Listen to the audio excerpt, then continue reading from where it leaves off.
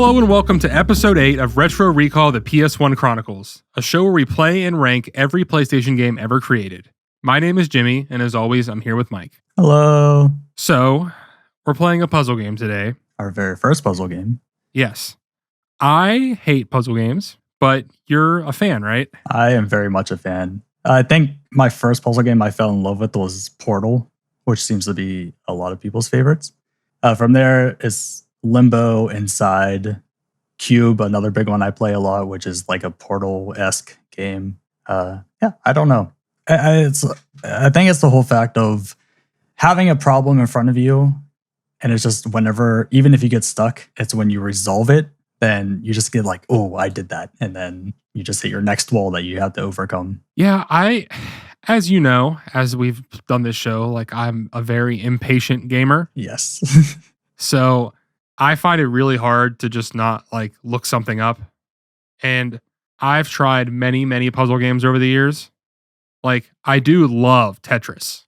Like that Tetris, like I could play it all day, every day. Right. But I think we're talking more of, I wouldn't necessarily call Tetris a puzzle game in the way that we're talking about puzzle games right now. Yeah, it's a completely different breed of puzzle game. Yeah, like the falling block games like that. There's like Puyo Puyo is really fun too. Oh, yeah. I like all those kind of games, but I just cannot stand it playing the other kind of puzzle games. So what other games have you played in the past? I mean, I played a lot of the first Portal, and I just kind of got stuck once and then never went back. I have played Limbo and Inside, which I do like, but I like the vibes of it and like the weird story more than anything else. So it's like enough to push me along. Yeah, it makes sense. Those are more darker themed. So I also tried, you ever played The Witness? I have it. I have yet to play it because I just don't have the time to put into that game. Yeah, I was going to say you would love it. And that's a game where you cannot look anything up.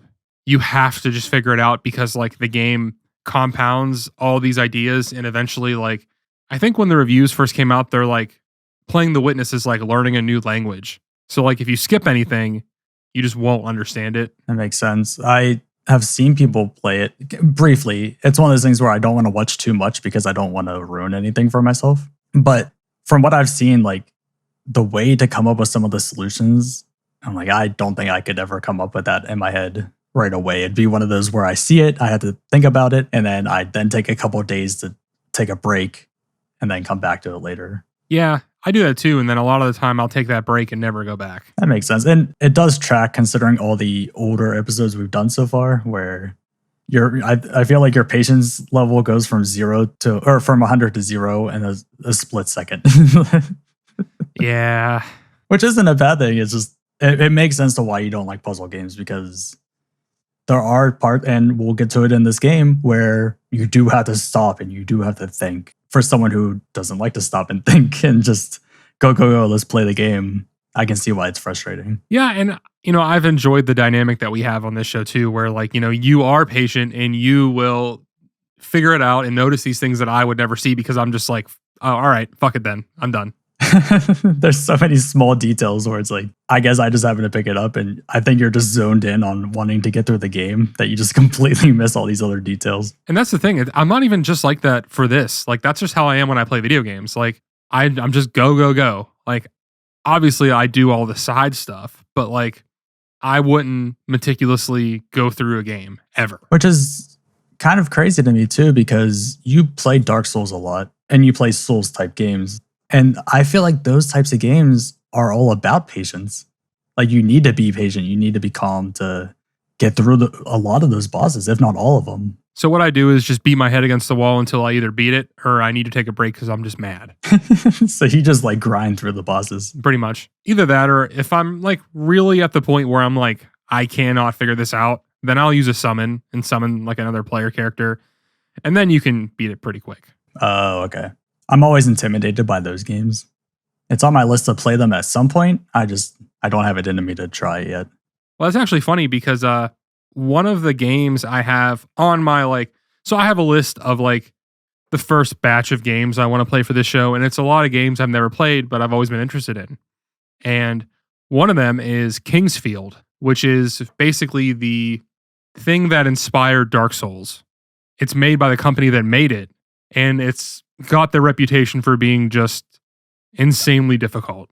Which From Software is just known as just a difficult game studio. So yeah, I'm excited to play that, and it'll be on the list at some point. It'll be fun to experience like where it all started, I think. Yeah, I agree. But yeah, this week I haven't really done too much of anything. I finally finished Game of Thrones. I was actually going to ask because I realized it's been a long time since we ever talked about it, and you were flying through those seasons. That was like what, the first or second episode, right? Yeah. Now you've seen the entire show. What is your final verdict after watching the finale? So I liked everything up until the second half of the last episode. That's when they pick the new king. Oh, wow. So you actually enjoyed the final season for the most part. Yeah. So I talked to a few friends at work, and they're like, they think the reason why I wasn't bothered by it was the fact that I was able to watch it all at once. And they said a lot of it for them was, having to wait a year between all the seasons, and then it just being what it is, that created that I waited for this. See, I did the same thing. I watched it all in one go, and I hated it. I'm not a fan. I think I can't get into it without spoilers. We can talk about it after the show. I feel like they could have done a better job with the ending. I think what I could say without spoilers is they lead up to such a big moment. Since I think episode 1, they lead up to this big moment. Then the big moment comes, and the big moment is over. And you're like, you've been talking about this for how many seasons now? And it's just over just like that. So that irked me a little bit. And there's other things, but we could talk about it after the show. But that's interesting. You liked it. My biggest thing was I can see how it feels a little rushed, for sure. Like there should have been like, at the very least, the 7th and 8th seasons should have been full length, like 10 episodes, and that would have probably alleviated a lot of it. But I just never felt like everything that happened to me made sense for the most part as to like what those characters would do, the way that this would play out. Some of the battles were lackluster, and the very, very end to me made me kind of mad. But overall, like I don't know. I don't think it is as bad as I thought it was going to be. I thought it was going to just straight suck. Yeah. And I think just saying it was rushed is a great way to put it. If we could have still had that same ending, but if you actually led into that ending better, I would have been happier with it. It's just the fact of like, hey, we're doing this. Hey, now we're changing all of a sudden. And now this is what the course we're going. Yeah. And the ending is basically just like, that's it. Yeah, exactly. It's done. And that's all. I feel like they easily could have had 3 more seasons, and it would have never felt like it was dragging, and you would have eased into that ending. I think they even could have did like some sort of 5 years later, or like 1 year later, or just like showing what these characters did at the end.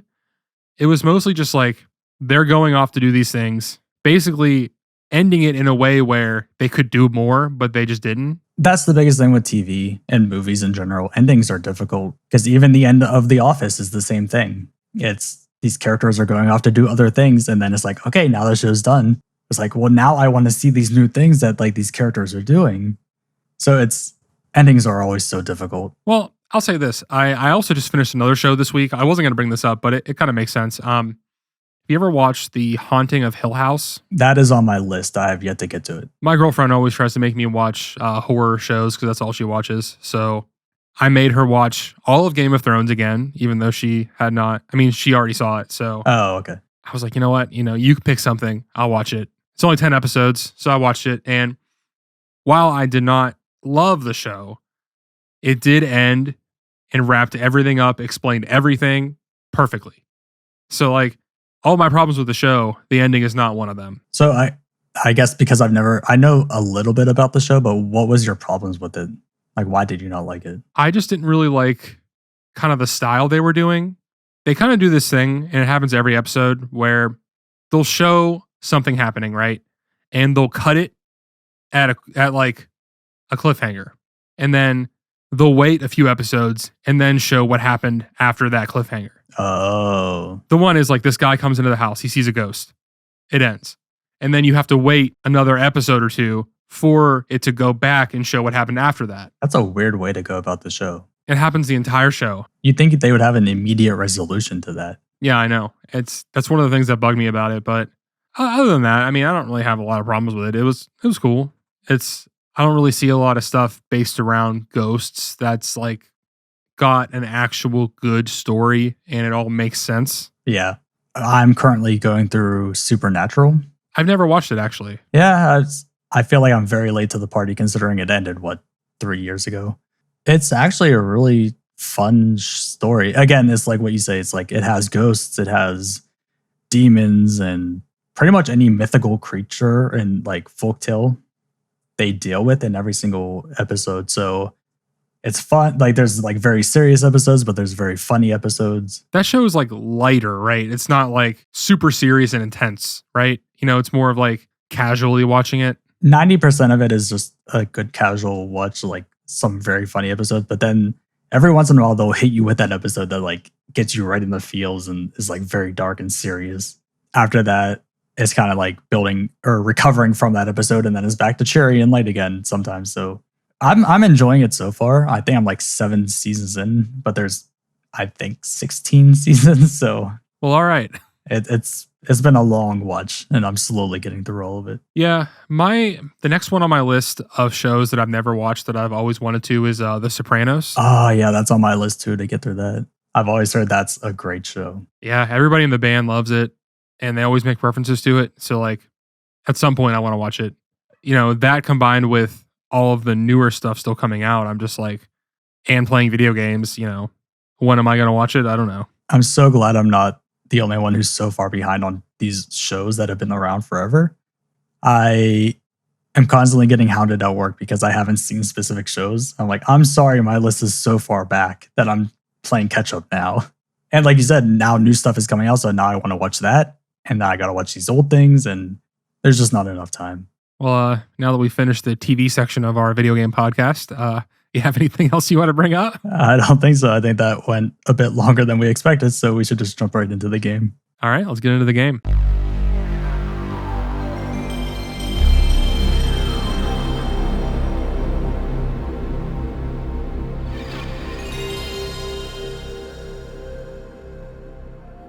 Kula World, which is called Rollaway in North America, was released on July 10th, 1998. It's a puzzle game, straight up, just a puzzle game, developed by Game Design Sweden AB and published by Sony in Europe and Japan and Psygnosis in North America. I wasn't sure what title to use, Kula World or Rollaway, but whenever I look up this game at all, it's called Kula World. So I figured we should go with that. It definitely threw me off whenever I saw it on the schedule. And obviously, whenever I pulled it up, it was Rollaway. But every time I was trying to do research on it, I would type Rollaway like OST to listen to the music, and Kula World would come up. So I'm like, okay, I guess this is just what everyone knows it as instead of Rollaway. Yeah, I mean, my thought was, I guess, you know, it's a European studio, so the name in Europe is like the canon name, I guess. Which makes complete sense, but it also is confusing to why they didn't just keep it that name in the States. It is a bit of a weird name. I think I was reading, isn't Kula the term for a beach ball? Yes. Okay, so it makes even more sense to just keep it Kula World. But I guess people in the States wouldn't know it as a Kula. That's what I was going to say. Us as Americans, I've never heard that word in my fucking life. No, not at all. But yeah, that's pretty much what this game is you're a beach ball on floating platforms, and your whole point is to just get a key and get to the exit. Yeah. I mean, that's really it. I mean, the game introduces new elements as it goes on. You know, the main one is the platform that you're on. You can travel to different sides of it. But only if you go to the very end panel of the platform. Yeah, if it's a single end, then you can do it.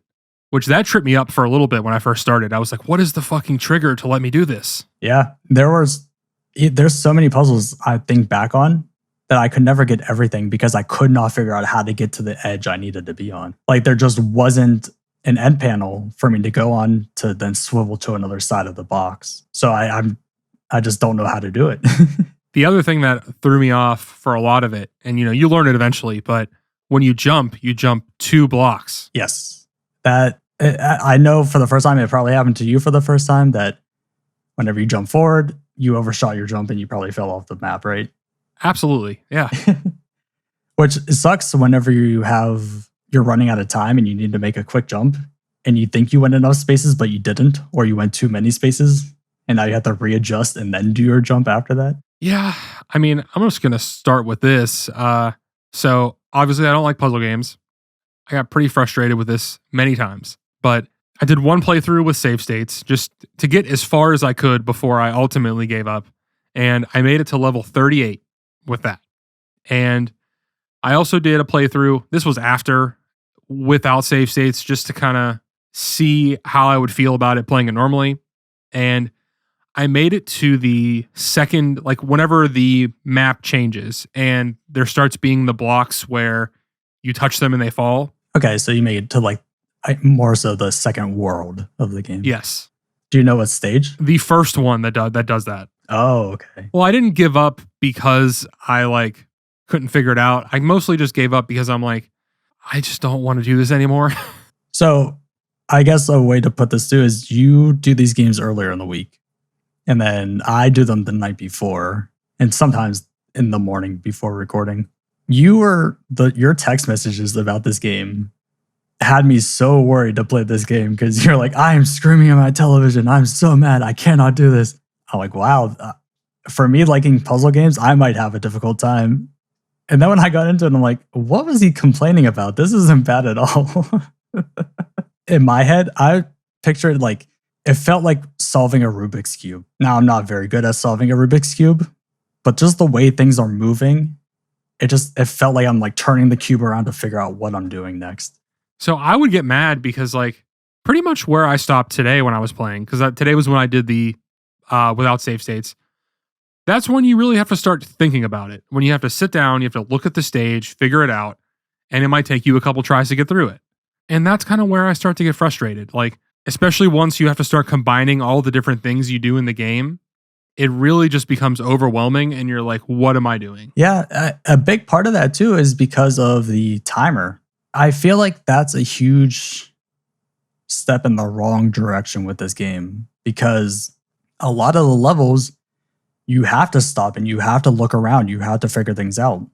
So the timer, it's kind of like a forced difficulty that it's giving you. It's not really adding difficulty. It's just making you stress and rush, which then make you lose because you ran out of time and you couldn't properly solve the puzzle. And I feel like I just try to think back to like Portal and stuff and try to imagine, if they put a timer on every single level, it's not going to be fun because now you're just racing a clock instead of actually trying to sit there and figure out what you're supposed to do. So I would be fine with the timer if you couldn't lose, right? Like lose as in get a game over. Because once you hit 0 points, you get a game over. And you lose a lot of points, especially if you collect everything, then fail at the last second. So that was a big point in my notes is that the failure, if you lose a level, is so extreme. Whenever you lose a level, you don't only face a penalty charge for losing. Any points you collected in that level at any time, that gets deducted from your score, which I don't agree with at all. That was my biggest problem with the game. Because if you didn't have that, the timer would be fine because you could just keep trying it and you could figure it out. But the fact that you lose so many points, especially later, like you lose like so many. And that's why I wanted to use save states because I'm like, if I fail this, I'm fucking quitting, you know? Yeah, it really makes no sense. Like, you didn't complete this level, but we're still deducting everything you collected in this level. Just the mentality behind that system makes no sense to me. And I'm now curious, what was the highest points you saw deducted? I mean, it was over 10,000. I saw about 14,000 at one point. Yeah, I mean, it kept going up from there. I mean, every time it would keep going because there's more stuff to collect. And like, you get all the coins, you get the fruit and all that stuff. And you're just like, at the last second, you're about to fail or you're stuck. You're just like, man, I'm really about to lose just, a fifth of all the points I have right now. I feel like the penalty system should just be you lose and maybe you lose 1,000 points, a penalty. I agree. I think that would be fair. Yeah, I'm fine with losing points, but make it consistent, make it fair. The fact that I'm losing, like you said, a fifth of my points in one level because I hit a spike. That makes me not want to keep playing the game because there's no time to even figure out the level, let alone not die on it. And I also think it's incredibly annoying that when you pause it, you can't even look at the level because it's like spinning. Yeah. So I want to backtrack a tiny bit. The farthest I made it, I didn't use save states. The first time I made it to level 28, and then that's when I got my first continue. And then luckily, they're very courteous on their save states in the game. So then I just reloaded a game from my first playthrough, and then I made it to level 31. And I didn't die completely on level 31. I just stopped because I had other things to do. So I just stopped at that point. I mean, would you have kept playing? Yes, no. I mean, we save this for the end usually, but I just figured you just teed it up, you know? Yeah, we will save it. I'm just on I don't know.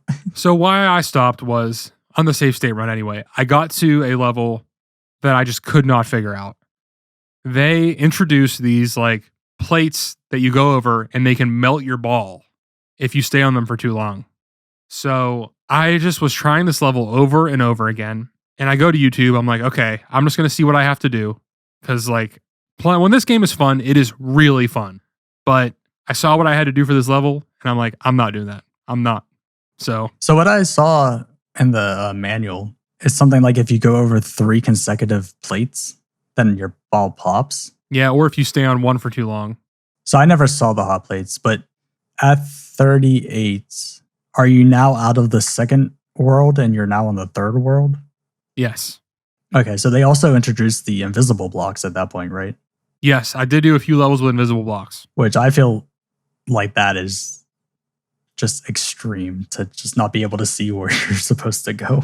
So some of them that I did were not that bad. There was one where you basically use these invisible blocks to get to a new platform.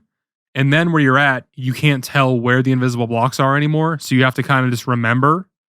But the rest of them, it was very clear where the blocks were. So it wasn't a big issue. I will say, though, that I know we kind of went all in on at the beginning of this episode complaining about it. But the game does a very good job at slowly leading you into the new puzzles or the new obstacles. Yeah, I did want to backtrack too. Like, this is a very well-designed game. Yeah, it's very smooth. There's really no point. Like, if you mess up because you kind of jumped off the edge, that's your fault. You can't fall off the edge. You can't make a mistake and just accidentally roll off. I just any complaints I really have about this game, you know, they're very minimal just because like it's you. Like if you don't like puzzle games, you're not going to like this. If you love puzzle games, then you're going to fucking love this. Like, yeah, it really just boils down to that. And I've been thinking about my score all week and I have no fucking idea. And the same goes for a few episodes ago. We did Tekken. Same goes for that. You love fighting games, you're going to love it. And Einhander too. Yeah. Every single game like that has a very specific niche of people who like it. And if you don't like it, that's just not your thing. It's no one's fault that you don't like that thing. No, but it's just important that you recognize that a game is well designed, right? You know, and I think we've done a good job at doing that. Mm-hmm. You were talking about the spinning part if you pause the game. Mm-hmm. Or if you fall off or get popped or die somehow. The game will also spin, or the level will also spin right before you go and try again. I do kind of like it spinning on its own because you get to see, did I miss anything? Or you kind of get an overview of like, okay, well, I was here, but where do I need to go next? But sometimes the spin goes faster. Sometimes it slows down. Sometimes it goes in a direction you don't want it to go. So even if you're trying to use that moment to analyze the level, you can't really figure it out completely. I guess I would be okay with it if it was just a little slower so that you could, you know, plan how to beat it. You know, like in your example, like looking at a Rubik's Cube, turning it, looking at like what you need to do to solve the next piece. And this game does not let you have any grace with that at all. This was one of my improvements. We could talk about it now. I would have loved it if when you had those moments, you can use the D-pad to move the level around on your own. That is a very good idea. It would give you more freedom and it would be, again, not forced difficulty. You would be able to control what you were doing and If you were stuck on a puzzle, it's because you just couldn't figure it out. It wasn't because the game was spinning too fast for you to see what you were doing. Yeah, I mean, it would be like looking at a little model or something. You know what I mean? Exactly. The point where I failed the first time was on this level, which I'll show you. That is the level that I stopped playing on today. That's a level. Okay. So, anyone on YouTube, you're watching this now. On podcast services, there's pretty much a U shape on top, and then there's a second tier below of boxes with a lot of breakaway boxes. I spent so much time, as you can see in my screenshot, Jim, at 115,000 points. And that went away so fast with me trying to figure that out. So I think I spent a good 10 minutes watching the spin cycle of this level, trying to see where am I supposed to go? What am I supposed to do? I gave up on that and I did this. You're out of control for that. Do you want to explain what you're looking at? What program is that? So you recreated the puzzle in, what is that? I used Blender to recreate the puzzle in 3D. Did it help you? It 100% helped me. I obviously video captured this so that it's going to be in the video. Oh, I can't wait to see that. I had all the layers. Each block is on a specific layer, so I can turn those off and on as if I crossed that bridge and I knew which one wasn't there anymore. So I sat there looking at this and I was playing around with different levels, trying to figure out what I was supposed to do. Looking at this, I solved it in about maybe 2 minutes. Looking at it, I knew what to do. But this goes to show that when you have something simplified like this, you can figure it out. Yeah, I mean, this proves our exact point. Yeah. Like being able to just look at this and stare at it, I'm like, oh, okay, I know what to do now. But in the game, I could not figure it out for the life of me. I mean, that just kind of goes back to what you were saying earlier about forced difficulty, right? Like if they let you look at this just straight up how it is, you'd be able to figure it out. But they don't want you to. They want you to just figure it out by trial and error. Yeah. And when you're losing 14, 15, even 20,000 points trying to do this, along with the time, I feel like the time constraint is the biggest failure of this game. Just like I said, because you're looking around trying to solve it, but you're also trying to manage your time at the same time. And it just is unnecessary difficulty. Yeah, but I also feel like that's very intentional on their part, you know, because like it's meant to make you panic, you know? It is. I get it. Yeah, you just don't like it. Yeah, it doesn't make sense to me. Or if you at least they gave the person maybe more time, or maybe if the time played into your score. Like what if instead of going down on the time, it went up on the time? You start the level at 0 and then it goes up. And whenever you finish the level, that time factors into your score. That is what they should have did that, and they should have gave you like a rank. You know what I mean? Yeah. Because on this specific level that I showed you, that I lost on, whenever you start, there's that timer hourglass, which the hourglass will flip your time. So if it's at like 1 second, you can flip it and it pretty much restarts the clock. At the end of that first bridge is an hourglass. In my footage, you're going to see me sitting at the very tip at the start point for the entire game until my timer got down to 5 seconds. And then I ran across the bridge to grab the hourglass because I didn't want to preemptively get that hourglass. I would just jump over it. But you couldn't on this level. Are you sure? Because it's on the very corner. Oh, after the bridge. Yeah, you're right. Oh, yeah, I see it now. But it's funny you bring that up because did you have the problem where you forgot that you could jump over things? No, because, and this brings me to my other point. When I texted you earlier this week and I said an item in the game makes me motion sick, the pills. Yep.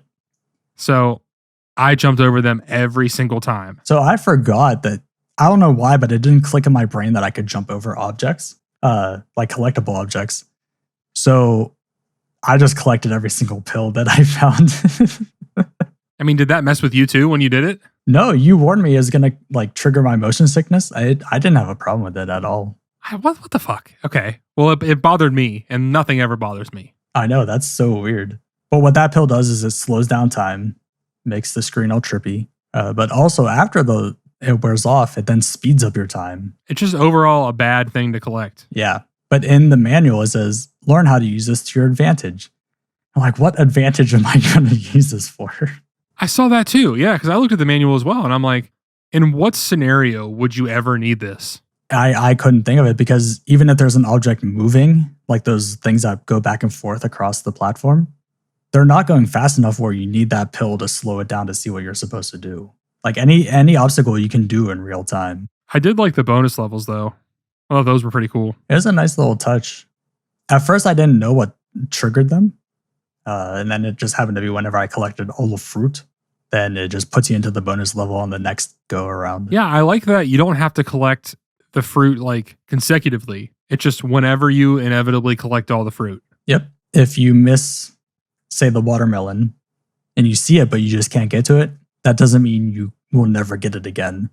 Just on the next level, now the watermelon is there. And it just keeps carrying over, which I thought is nice. It's fair. They could have made it so if you miss it, you miss it. That would have been mean.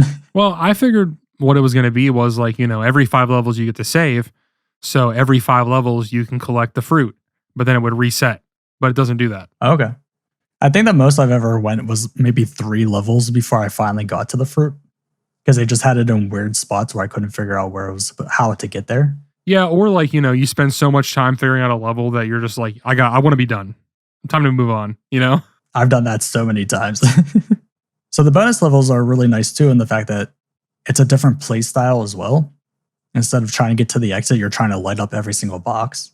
I found them very fun. It had its own level of difficulty that they still had the obstacles, but you had to think more about it. Obviously still timed, but I think I successfully did maybe 2 bonus levels. And there are other ones where I just did an accidental jump, went to the wrong platform, and then I was stuck and I couldn't go anywhere else. Yeah, I think there was a few that I never beat, but for the most part, they seem to be mostly just like a fun thing and not like a challenge thing. Yeah, there are definitely some more difficult ones, but for the most part, yeah, they were very fun. Yeah, I mean, it's a nice way to mix it up. I don't really have that much to say about this game. I've been like trying to think of things I want to bring up, and I'm just like, it's fun, but like it's just very easy to get frustrated. And one of my notes is like, it's very easy to get like lost in the sauce with this game. Like, you're trying a puzzle for like fucking 20 minutes and you're just, I didn't look up any except for that last one that I did. And just sitting there over and over again trying to figure it out. It's very, very like grueling, Yeah. And that's why I did the 3D model myself, because I didn't want to look it up. I refused on this one to look up anything. I really wanted to solve it on my own. Earlier in the episode, I mentioned the game Cube. Very Portal-esque, except you use gloves to move cubes around. There was a puzzle in that game where I had to use Photoshop, and I recreated the level in Photoshop, and I just sat there in Photoshop moving these pieces around, trying to figure out how it's supposed to work. I think that took me a good half hour messing in Photoshop before I figured it out. Yeah, I would never, ever do that. I would just look it up. I don't know. I think that's the joy of these puzzle games for me. I specifically remember there was a puzzle in Limbo a long time ago, and it's like one of the final puzzles too. I spent a good couple hours trying to figure it out, and I just couldn't. So I gave up for the day. And it wasn't until the next day at work in a meeting, and for some reason the solution clicked in my brain of what I was supposed to do. So during the meeting, I'm sitting there drawing sketches and like writing notes of how I'm supposed to solve this puzzle. And I just went home that night and beat the game. And I think that's the fun part about these types of games, is just you might not get it right away. So you need to take that step back and then clear your head to think about it a little bit more. And then you do figure it out. I mean, I'm glad you have fun with them, but like all the things you just described would be just like nightmare scenarios for me. It just reminds me of, what was it? Alone in the Dark, where you said you were so proud of yourself for figuring out that one puzzle with no walkthrough. I mean, that's how I feel with all these puzzle games, is you figure it out on your own. So you're like, yeah, I was able to do that. And I think it's just that I like when a puzzle is a part of a game with different gameplay, right? Not when the puzzle is the only thing. When that's the core of the game. I mean, dude, like even a good comparison to this game would be like Super Monkey Ball, right? I was going to bring up that same exact game too. I love Super Monkey Ball because it's not really a puzzle game. Yeah, what would that be? Kind of like a ball platformer? It's like a puzzle platformer, I guess. Maybe. But not, yeah, like you said, it's not really, but it is. It's just really arcadey, and I think that's why I like it. Yeah, and even, I don't know why, but whenever I start playing this game, I'm like, I've seen this before. And I can't figure out what game I've seen it in. I did play a game a couple years ago for Switch where you were a marble. And that's kind of what I thought this was going to be more like. Oh. But in that game, you're a marble and you're moving fast. It's not like this. What's the name of that game? I don't remember. But there is one that was called like Marble Blast or something. I think this may be the exact game I've been thinking of and I just couldn't find. I want to say it's called like Marble Blast Ultra, I believe. Oh, this is it. Yeah, this is the game. Oh, thank you so much. I was searching all morning trying to figure this out and I could not figure this out. I think those games are way better than this. I agree. I just like that style more. Which that brings us, what about the graphics? What did you think about that? I thought the graphics were fine. You know, for what it is, it's fine. You know, it doesn't stand out, but it works. The main graphics are really good. The ball and the platforms, the obstacles, all really nice. The backgrounds are atrocious. Yeah, but you're not really looking at them, you know? You're not.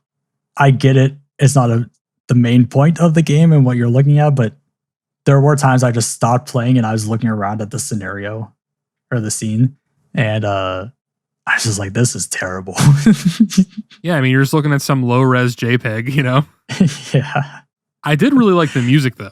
I did too, but I didn't like how it's so limited. Yeah, I mean, it's not enough for me to, like, make that a positive of the game, but I did enjoy it. Yeah, it worked. Every single world has its own, I guess, soundtrack, but that soundtrack is one song that loops over and over again. That song for each world fits with the world. But by the time you get to the next one, you're like, I don't want to hear this again. For me, I kind of zoned out the music. So when it got to the next world, I was like, oh, the song changed. And I listened to it for like maybe 1 or 2 repeats. And then I'm like, all right, zoned that out again. I'm going to focus on the game. I did love the sound of the beach ball bouncing. It was very satisfying to me. I was going to bring that up too. Yes. Whenever you do a jump and you fall and land on a thing and just that thump that it gives you. It's perfect. It's great. I love that part. Did you find the text in the menus annoying? A little bit, but it really didn't.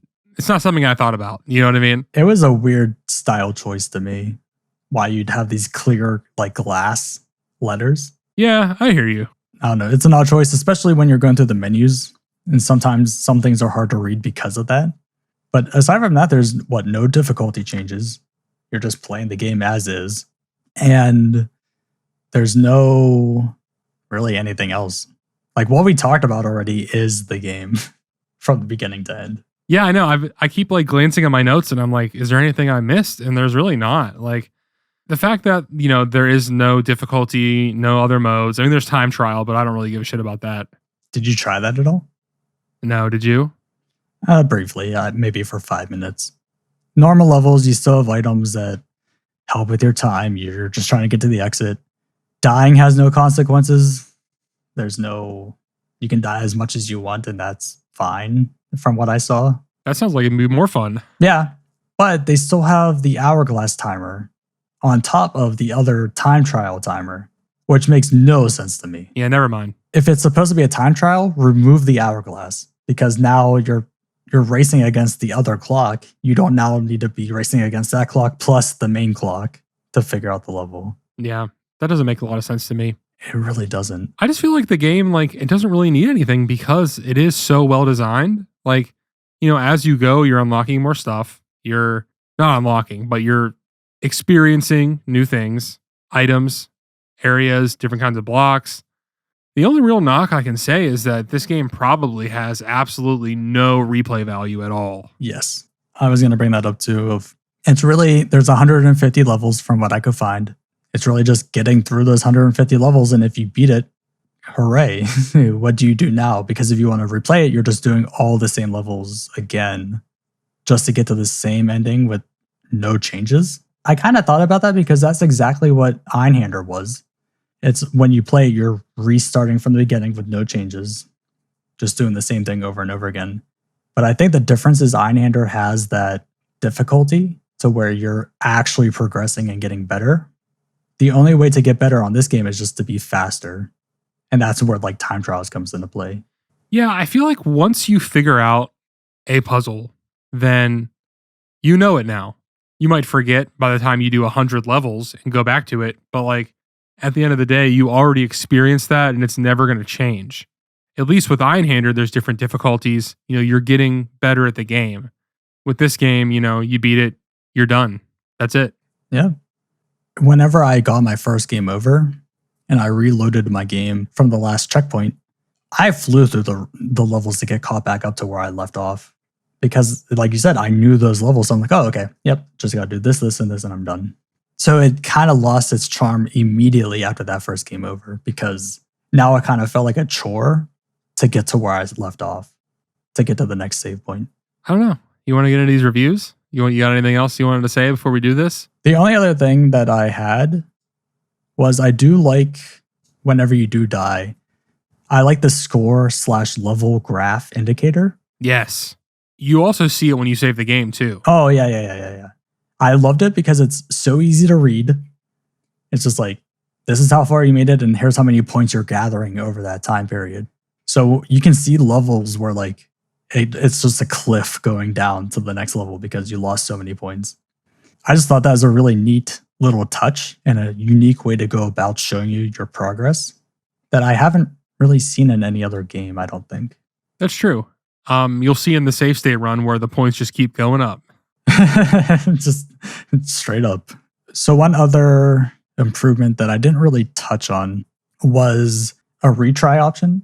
So whenever you beat a level, your only option is to go to the next level. If you beat a level and you see an object that you forgot to grab, which happened to be so many times, I forgot to go to like the underside of the map to grab some coins or something. I would love it if you could just hit retry. It resets your score back to where you were when you started that level, and you get to do it again to get the objects that you forgot. Or maybe you saw the path that you were supposed to take. That's a really good idea. A lot of the time you're so burnt by it that like once you finally figure it out and you beat it, you're like, okay, now I can go back and get the fruit, but you don't have that chance. Yep. Once you're done, and you have to move to the next level. The only time you can restart a level is if you're mid-level. So if you're playing and you need to restart, you can actually hit start and go to restart. Yeah, but you still lose points though. Oh, I never did it, but I saw it was there. Yeah, I messed up one level a few times and I kept restarting and I'm like, what? Come on. That is so unfair. Yeah, I mean, my only real improvement is, being a little more forgiving with the time and points. Mm-hmm. Which I think is its biggest setback. I agree. And even if there was just a mode where you didn't have any restrictions, like a free play mode, I think that would solve every problem. Yeah, that is true. Like no timer, but maybe you don't have a score and then you're just playing for the sake of a puzzle. Yeah. I mean, I would have enjoyed that mode a lot more. No stakes, just having a good time. Exactly. But I think we said everything that we needed to say. Yeah, I mean, honestly, we talked about this longer than I thought we would. That's always the case with every episode. I know. We play a game and I'm just like, this is going to be short. Like when we played Tekken, I'm like, this is going to be a half an hour, an hour later. But yeah, before we get to our scores, let's take a look at a couple reviews, see how this game was received at the time. Got a new challenger here, CNET Game Center. I'm surprised to see that name. Yeah, I know. I used to go on that website when I was a kid. So they gave it a 9 out of 10. And they said, the game never gets boring or repetitive unless you get really stuck on a certain level. Still, the challenge is addictive enough that you won't want to quit until you figured out how to get to the next level. I think it does get pretty repetitive in a sense. I do like that, by the time you're sick of an idea, they're introducing the next one. Yeah, it's never drug out enough that you're getting tired of a certain mechanic. It's a very good pace. Yeah, I do agree with that, but yeah, I can see what they're saying. I think there's just some levels that feel repetitive, but yeah, I know what you mean. I should also say most of the reviews for this were positive. I was going to try and pull from some of the lower ones, like there was a couple 6s and 7s, but I couldn't really find any quotes for those. So, we got our trusty old IGN again, who gave it an 8.9 out of 10. They said, the first 10 levels are easy to zip through, which is a smart move on Psygnosis' part. Despite their simplicity, you feel unabashed pride in your accomplishments. And then the game gradually becomes more difficult. But you're so confident, you won't know the depth of the madness until it's far too late. Which I actually had that in my notes too, that the first 10 levels really felt like a training tutorial level. But yeah, that's just repeating what we said too. It's never just, oh, here's a wall of obstacles. They just lead you into the chaos. Yeah, I mean, I mostly pulled this just for that last little part because that's kind of how I felt, where like you start to play the game, you're like, this is easy. This is fun. I got this. And then you start hitting those puzzles that are hard and you're like, what the fuck? And before you know it, it's been an hour and you're stuck on like the same puzzle for 20 minutes, you know? Yeah, I completely get that. And in my case, you build a 3D model of it on your own time to sit there and stare at it to figure it out. Yeah, there's the madness right there. So yeah, here's the really tough part for me. A ranking. Do you want me to start? Because I think I can get through this kind of fast. Okay. Yeah, go ahead. In the sense of the entire game, I loved it. I had a ton of fun.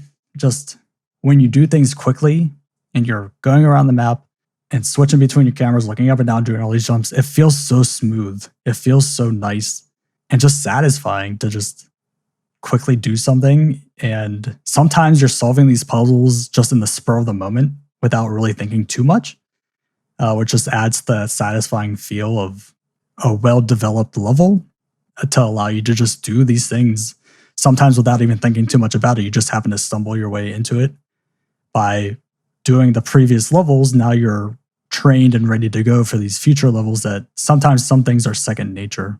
The biggest downfall for me that we touched on is the time and the replayability. I do think that hurts the game a lot, but ultimately I ended up at about a 6.5. Okay. I don't really. All right. I was going to give this game like an 8. You were going to go high with it. Because while I don't like puzzle games, it's just so well designed. Like this should have been a series. I don't understand why it wasn't.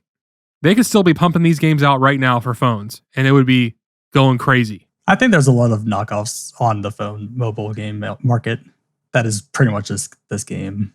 Yeah, but they're not exactly like this, the way it's like a Rubik's Cube, you know? So I'm very surprised at your score. Yeah. Well, you know, it's like we always say, right? Like, you have to separate yourself from it and see that this is a good game.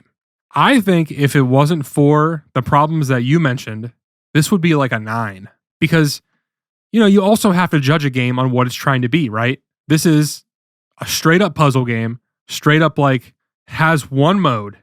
You're doing this, then you're done. I just think it, for the most part, succeeds at almost everything it tries to do. That's interesting. See, okay. So do you not think that the replayability factors a lot into that? Because we had the same discussion with Destruction Derby, that replayability really hurt the score. Yeah, but with Destruction Derby, there's not like, you know, the game isn't changing as it goes on with Destruction Derby at all. You know, you're still racing, you're still doing the exact same things. I would put this somewhere between, you know, as far as replayability goes, between Destruction Derby and Einhander, because Einhander, at least there's different difficulties and, you know, the game does change based on that. Whereas this, you know, you do play it once and you're done, but that one time, there's just so much to do. There's over 100, you said 150 levels? As far as I know, there's 150. Yeah. If you want to beat this game, we're talking 10 or more hours. Yeah, I would say that or more is a very key point to that sentence. Yeah. So you're going to stick with 8. I don't know yet. Because now my whole thing was I was going to go high with it. But I'm like, well, no, because Jimmy's going to go super low with it. And I kind of wanted to like, I figured you were going to bring up a lot more points that would have convinced me that I was fine staying at my 6.5 range. Because ultimately I did have fun, but I don't know. I feel like the time part of it really hurt the game for me. I just think like a lot of the negatives that I would say, right, are just the fact that I don't like puzzle games. Not that it's a problem with the game. Yeah. So it's important to distinguish that.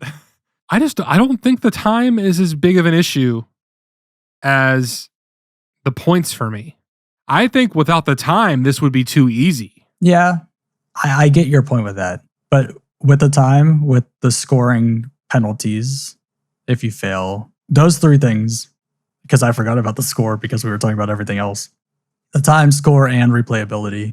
But I do agree with you that it would take you so long to get to the end that this game could last you a long time to even finish. And, you know, like you said, too, it's very generous with the save spots, too. So, like, even if you do hit 0 points, you're going to go back 4 levels at the absolute most. That's not that bad. True. And by then, you're already you already know those 4 prior levels, so you can just speed through them, which I did, and I can attest to that. I don't know. I think I'm gonna stick with either a 7.5 or an 8. I'm not sure yet, but that's kind of just where I'm generally at. You know. Okay. So I was originally hovering around a 7 before doing all this, and then I kind of brought it down to a 6, and I met in the middle for this at the very end. You are right. You're convincing me that I should have just stuck with my original score, and I should have went with a 7. I'll go with a 7.5 then. That way, we're somewhere in the middle there. I just think that, like I said, this game succeeds at everything it tries.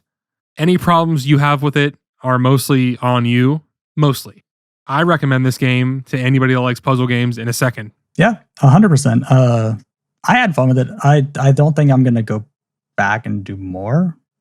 Even though I did have a good time, it's one of those games where I would go back and I'm just bored and I want to knock out a few levels. What I was going to say was if I had this on my phone, I would play it. 100%. If it was more mobile with me, then yeah, I would be always playing it. But whenever we compare it to Blood Omen, Einhander, I think that those games are like, I actively want to keep playing it. When with this one, I don't want to actively keep playing it. It's just a more, what should I do? Oh, I'll do a couple rounds and then I'm going to go back. Yeah, I mean, I love that where this sits, this will be now number 3. That to me is perfect in the scheme of all this ranking. I really have no complaints. I agree. Compared to all the other games, I think this sits really nicely in the ranking. If I would have left it at 8, it would have went back up and probably would have been tied for number 1, which absolutely not. No, 100% no, because to be better than Einhander just isn't true. It definitely deserves the 3rd position. And Einhander, everything we have right now in the top deserves to be in the top in that exact order. I completely agree. And I didn't expect this to get up there either. Like, I was thinking maybe we'd be sitting around a 6 to 6.5. But then when you start playing it, it's fun. Well, especially considering all your text that you sent me, I thought for sure this was going to be like a 4 on your end. Oh, no. Anytime we play a puzzle game like this, I'm going to be angry. But, you got to do it for the sake of the show. Exactly. Just like with me with fighting games. I'm never going to have fun with a fighting game. So, well, maybe for both of us, we'll both find one that we do like. That is true. If I ever find a fighting game that in this whole adventure we're doing, I'm going to be happy to finally like a fighting game. All right. Well, that's going to do it for us. Thank you so much for watching or listening. If you enjoyed this, please remember to like and subscribe as well as give us a rating on podcast services. We'll see you next week.